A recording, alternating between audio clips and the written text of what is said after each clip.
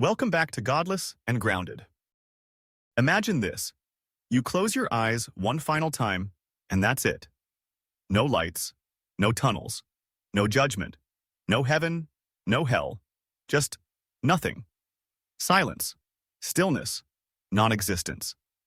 Now, for many people, that idea is terrifying. It feels incomplete, like a story that ends mid-sentence.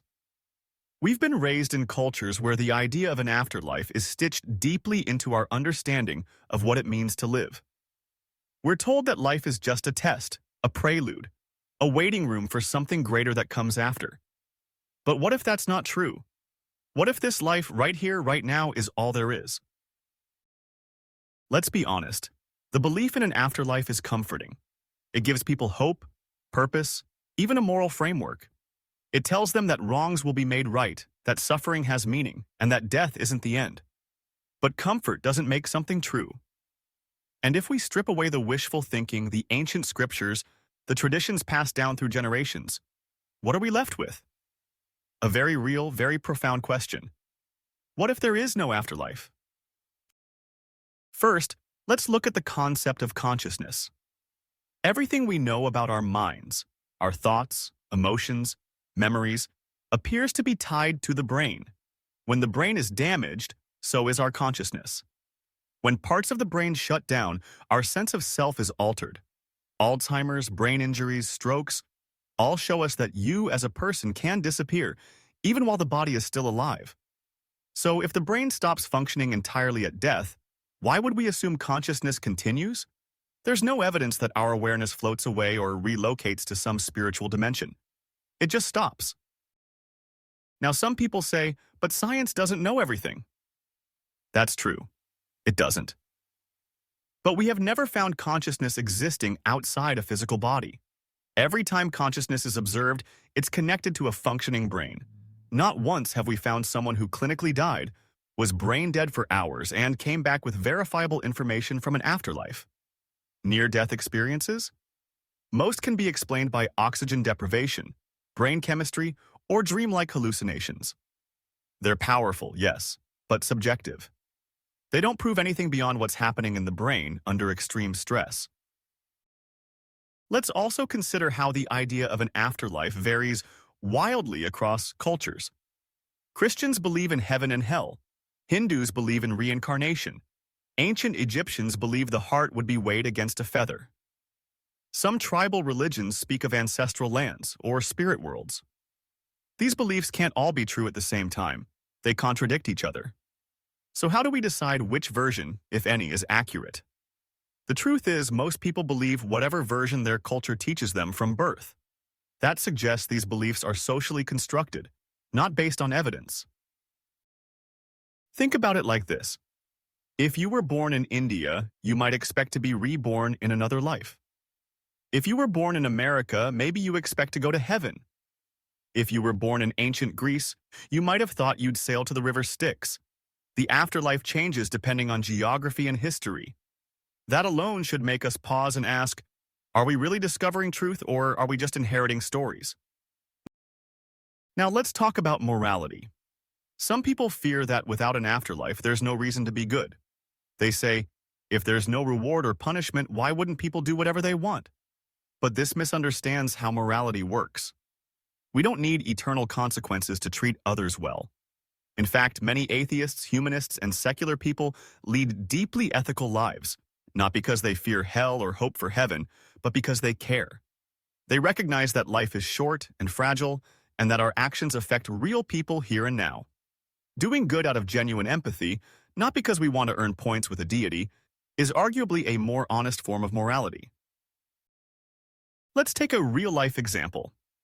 When natural disasters strike, like earthquakes, floods, or wildfires, who shows up to help? Yes, religious organizations sometimes do, but so do thousands of secular volunteers, doctors, scientists, rescue workers. Are they doing it because they believe they'll be rewarded after death? No.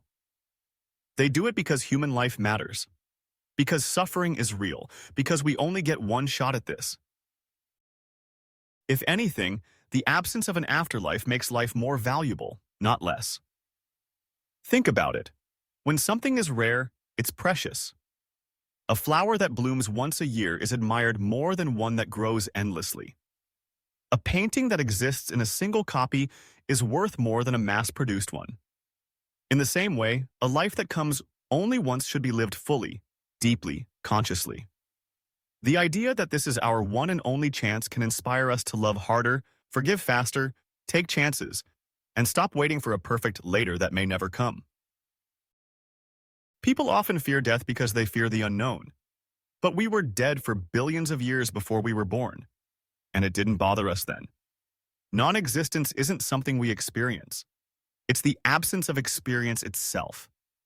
Just like we don't remember the time before we were born, we won't experience being dead. That's not scary. It's just nature. And nature isn't cruel or kind. It simply is.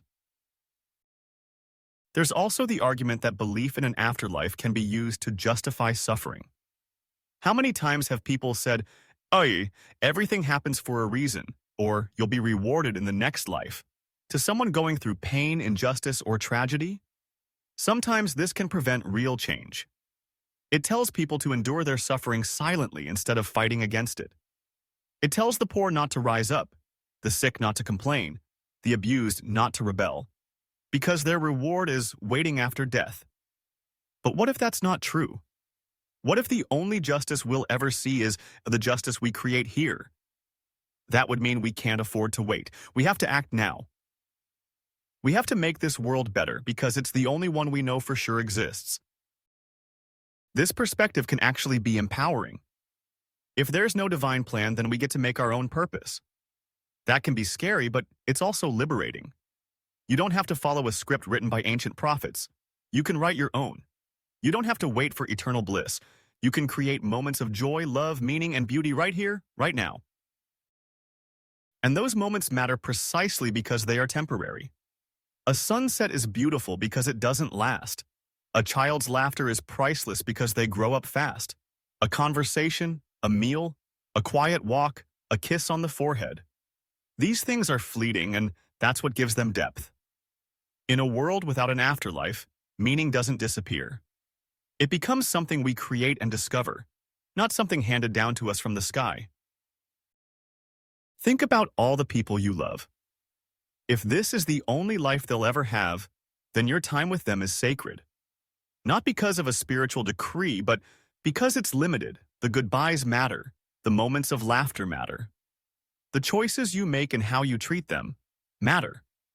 You don't need a reward after death to care deeply. You only need the understanding that this moment, this relationship, this breath, it's real and it's fleeting. Now, some people might say, well, that sounds depressing. But is it? Is it depressing to know that something won't last forever? Or is it an invitation to savor it more?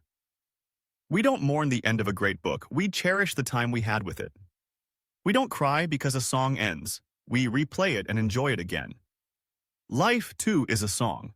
A short one, perhaps, but full of rhythm, melody, harmony, and feeling. We don't need it to last forever for it to be meaningful. We also have to be honest about how much the afterlife is used to control people. Throughout history, religions have promised paradise or threatened punishment to influence behavior. This has often served those in power more than the people. If you're told your eternal fate hangs in the balance, you might follow rules blindly, even harmful ones. But if you know this life is your only shot, you might think more critically about what you're told and how you live. Letting go of the afterlife doesn't mean giving up on hope. It just means grounding our hope in reality.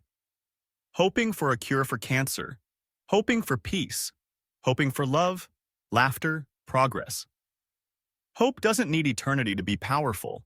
In fact, hope becomes even more urgent when time is short. So, what if there's no afterlife? Life. What if this is it? Then let's make it count. Let's stop wasting time waiting for something more and start appreciating what's already here. Let's stop fearing death so much that we forget to live. Let's build lives that are rich with kindness, filled with curiosity, driven by love, and guided by reason. Let's make art, raise children, grow gardens, fight for justice, laugh with friends, and stare at the stars, not because it gets us into paradise, but because it is paradise. We don't know for certain what happens after death, but we do know this: we're alive right now. That's more than enough reason to care, to wonder, to try, to love. Not because we'll be rewarded, but because life, this fleeting, fragile, incredible life, is reward enough. And maybe that's the most honest way to live. Not for what comes next, but for what's already here.